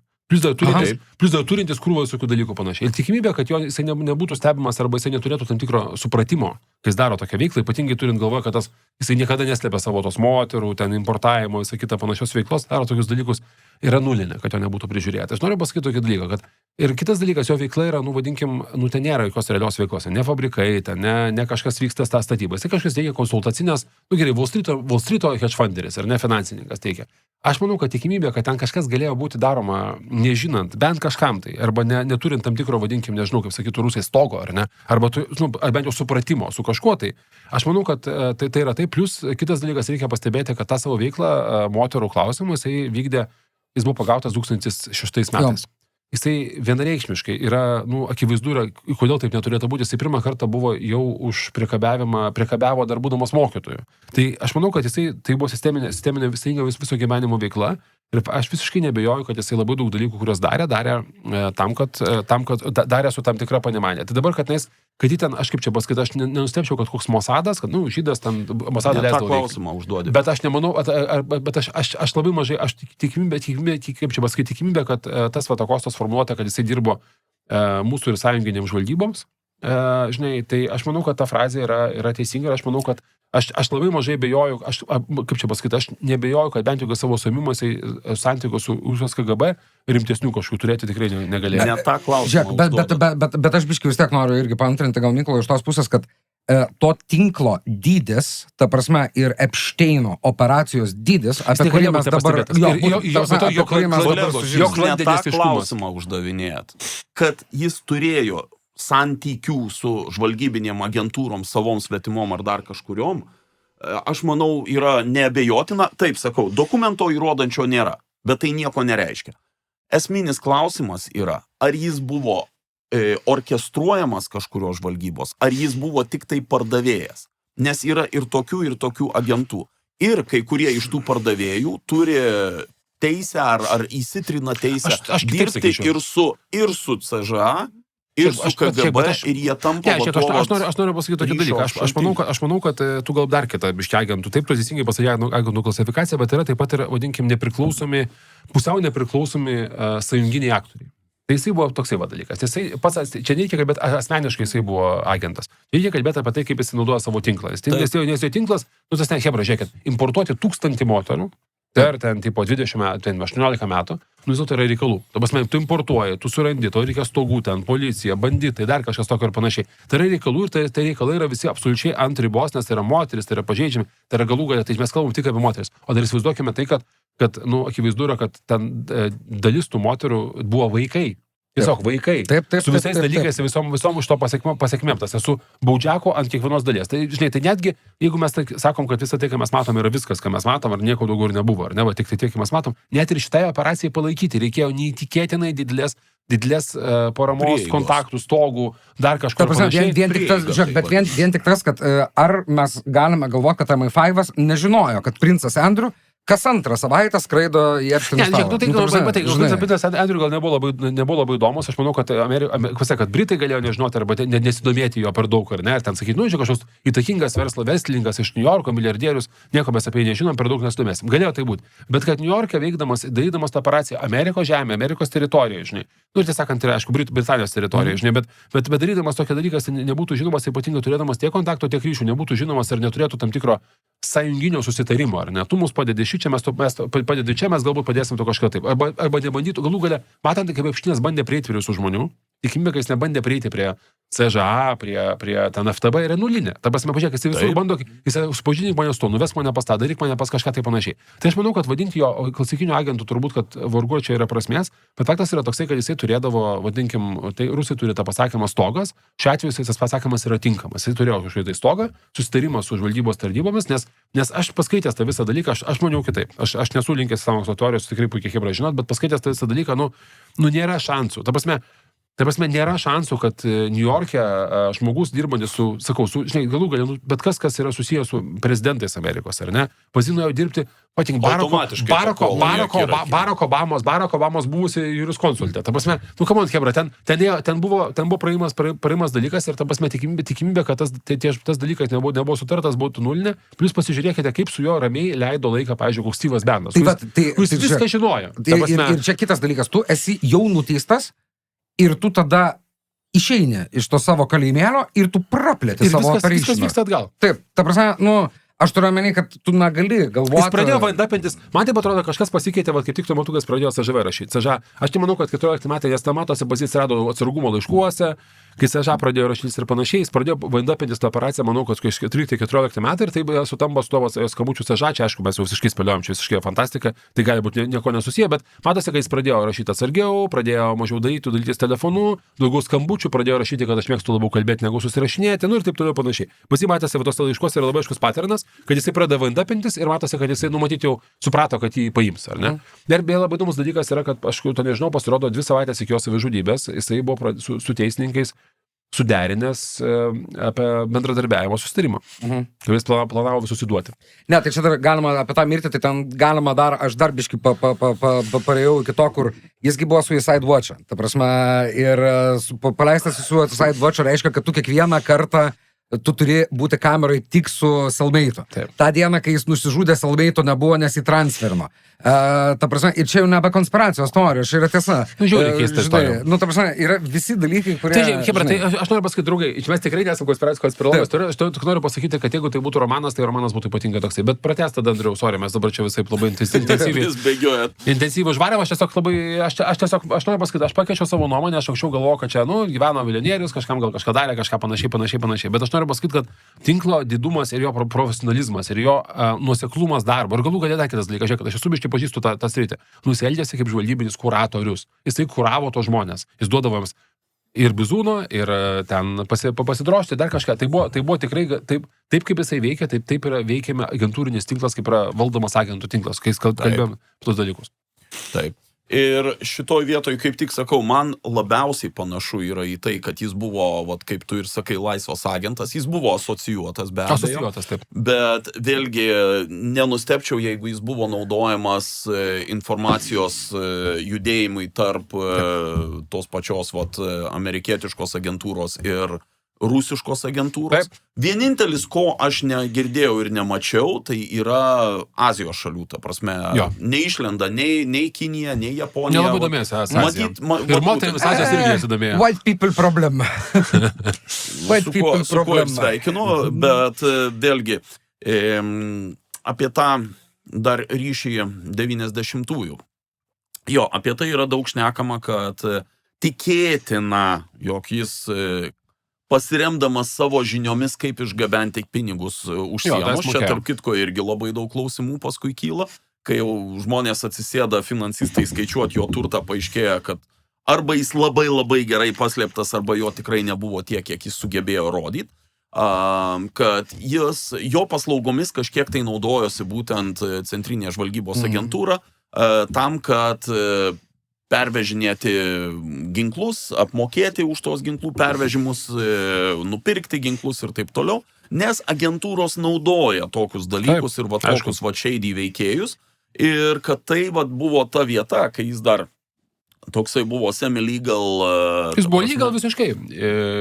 Ta prasme, jis papuldavo tenai neaiškiose vietose su nepilnametėmis, kaip ir minėjai, vienas iš jo pirmųjų darbų mokytojų dirbant irgi kažkaip tai turėjo ten tokį atbalsį, nors į darbo knygelę įrašyta nebuvo. Bet kaip sakė Trumpas, labai mėgsta jaunas merginas, gal net labiau už mane.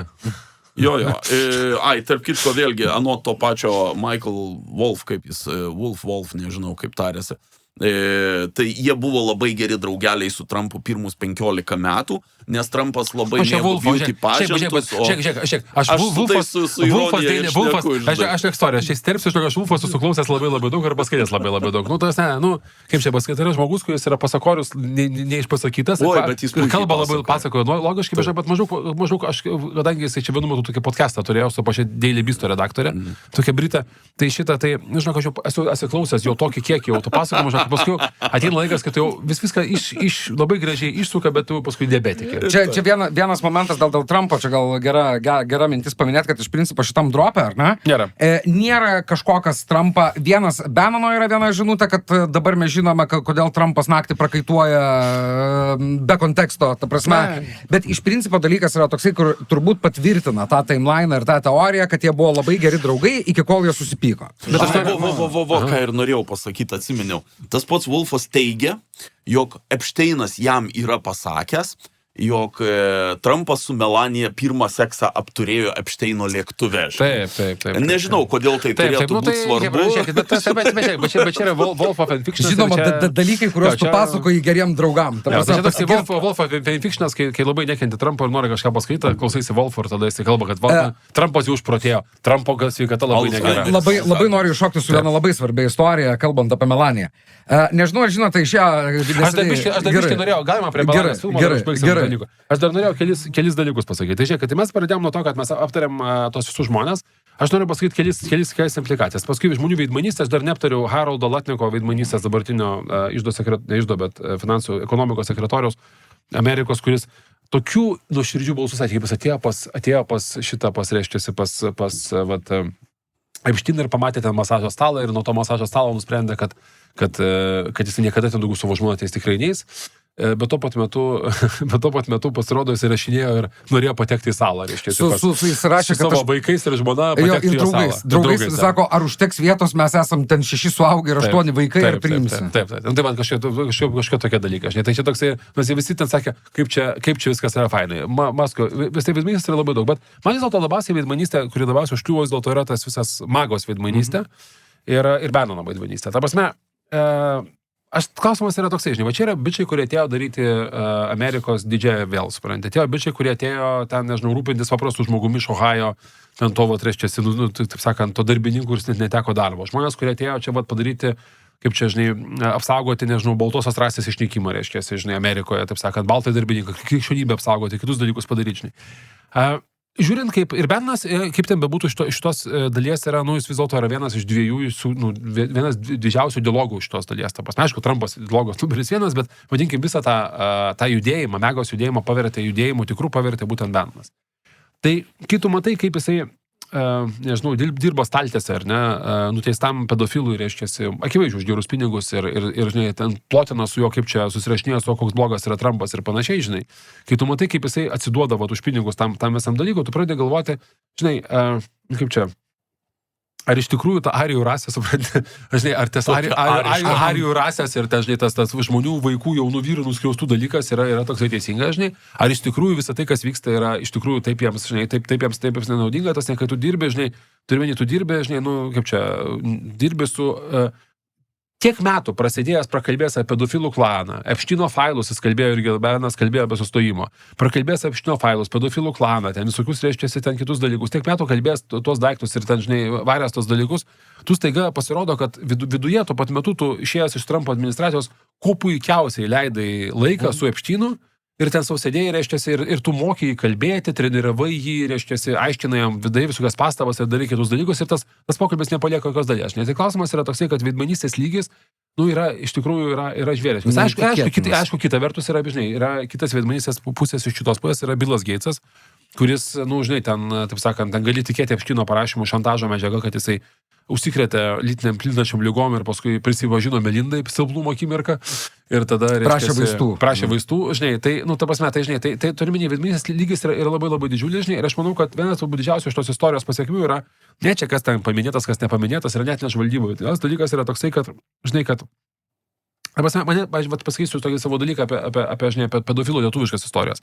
Tai, žinai, kada teisėjų šeima norėjo atimti vaiką iš jaunos moters, kažkur tai po 25 skundo parašyto prokuratūrai sugalvoja, kad čia turbūt yra pedofilų klanas. Greičiausiai ir žinai, tėvas, naudodamas psichologinį smurtą, rašo vaiko pasipažinimus, klaikius prisipažinimus, kur vaikas kažką kalba, žinai, panašiai. Ir visa Lietuva patikė, kad šis pedofilų klanas yra viso to dalyko darosi, žinai, vyksta tuo pat metu, maždaug panašių laikų, po poros metų yra nuteisiamas kariškis, aukšto rango kariškis, pulkininkas, man taip atrodo, kuris turėjo didžiulį, kuris išnaudojo mergaitės, jas kalbino per telefoninių pasikinėjimų dalykus, jas fotografuodavo ir nuo jo nukentėjo keliasdešimt vaikų.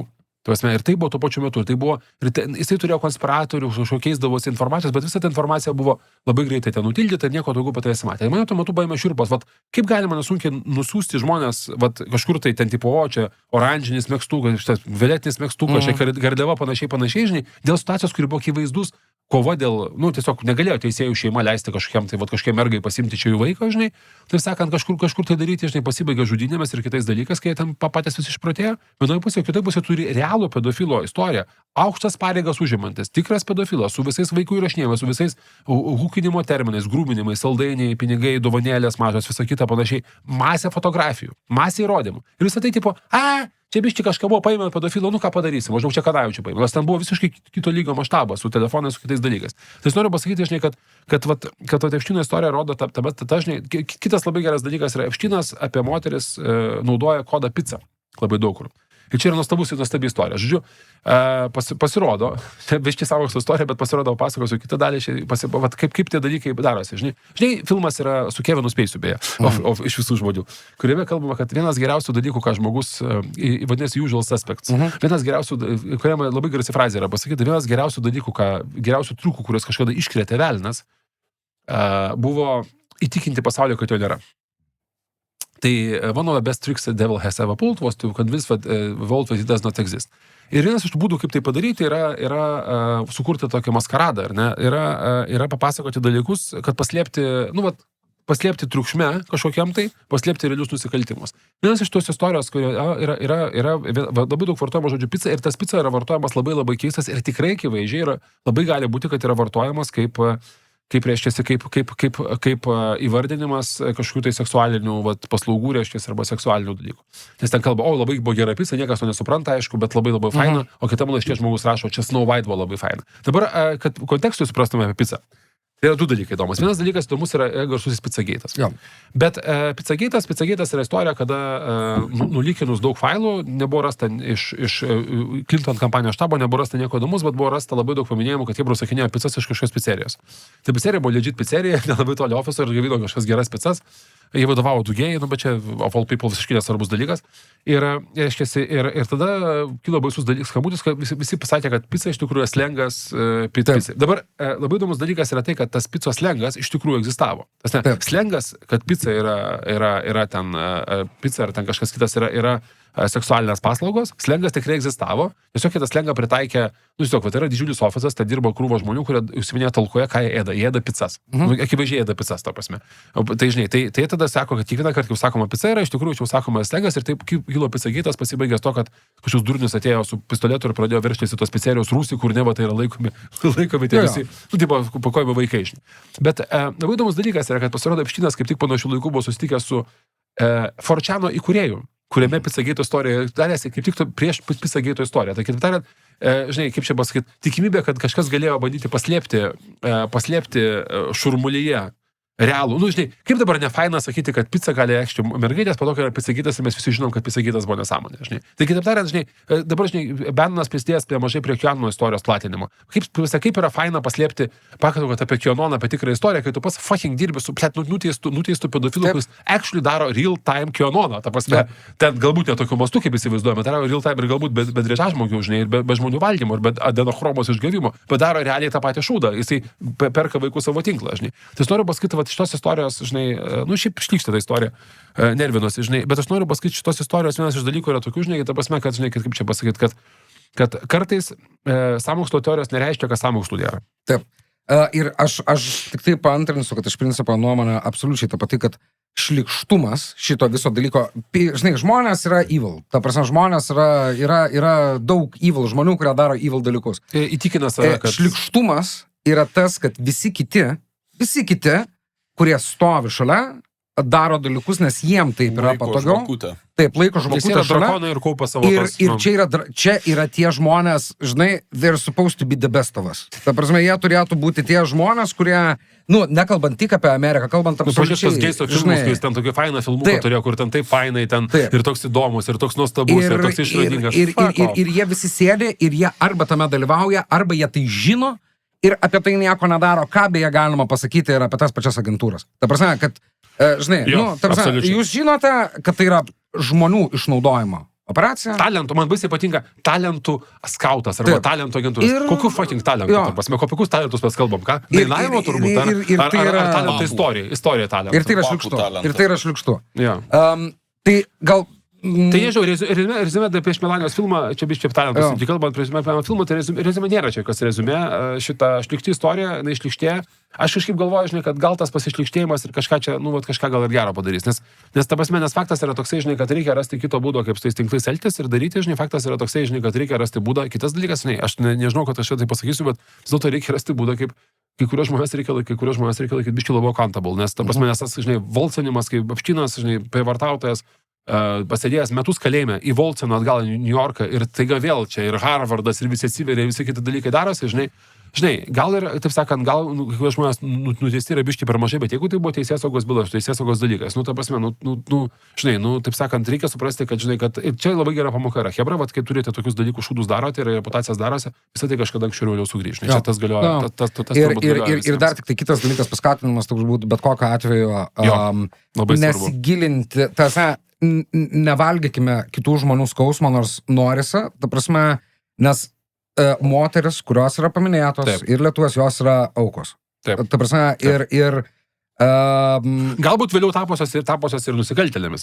Bet faktas yra tas, kad kiekviena auka šitame tinkle ir tas labai aiškiai matosi ir iš tų failų, ten kaip vėlioja merginas, ten kažkas rekomenduoja, kažkas nuvažiuoja, gal norėjo, gal nenorėjo, dar kažką dar, bet tai yra aukos, žinai, ir faktas yra toksai, žinai, kad taip yra ir tai yra, suprantu, kad nemalonu tai pasakyti, bet, žinai, bet tai yra vis dėlto. Ir aš rekomenduoju, žiūrėkit, jeigu jūs paskaitytume, kaip tai yra rašoma, ta prasme, tie dalykai, kaip Epsteinas bendrauja, kaip tai yra šliukštu, kaip jis kalba ir tu negali, man atrodo, jokių matmenių pagalvoti, kad čia kažkaip tai tiem moterim buvo labai puiku ir labai gerai. Tai turbūt tiek mūsų laidos, nebatingai malonios. Sorry, Andriau, šį kartą ne, bet kitą kartą darysim gerą geopolitinę analizę.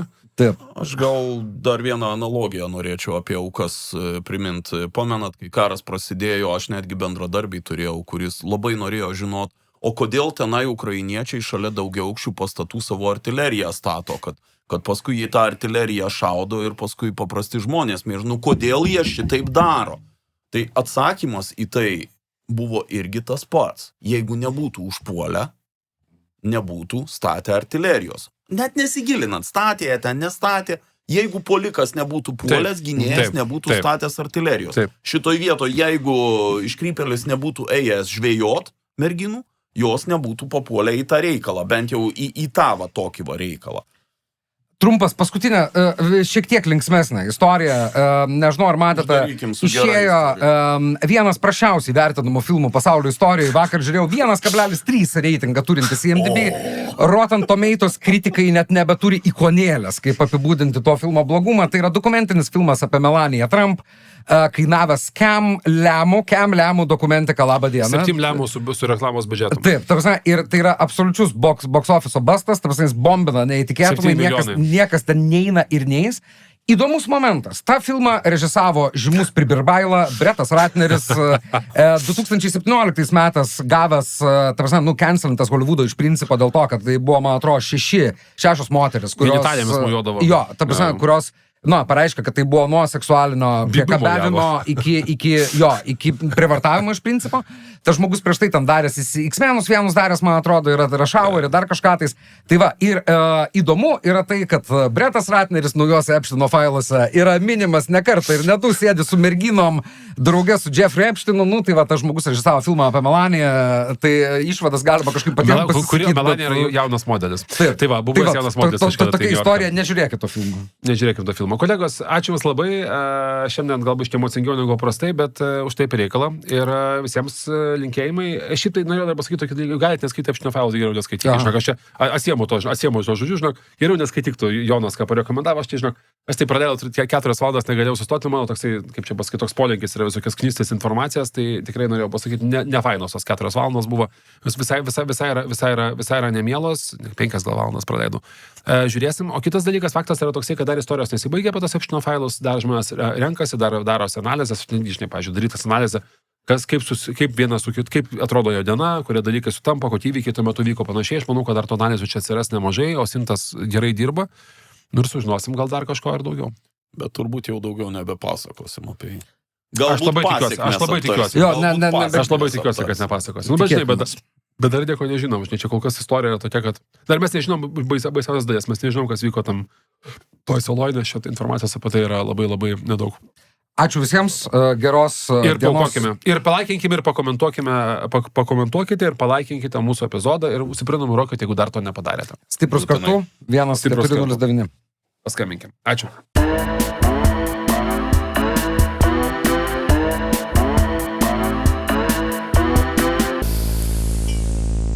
Terminalas.